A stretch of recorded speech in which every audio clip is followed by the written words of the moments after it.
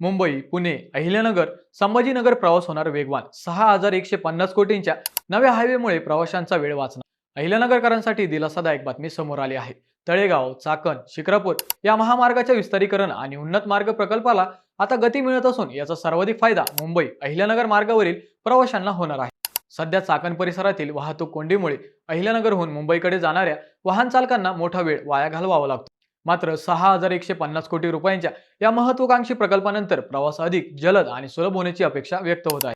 53.2 kilometre लांबीच्या या प्रकल्पात तळेगाव ते चाकण उन्नत मार्ग आणि चाकण ते शिक्रापूर सहापदरी महामार्ग उभारला जाणार आहे. त्यामुळे औद्योगिक वाहतुकीलाही मोठा फायदा होणार आहे.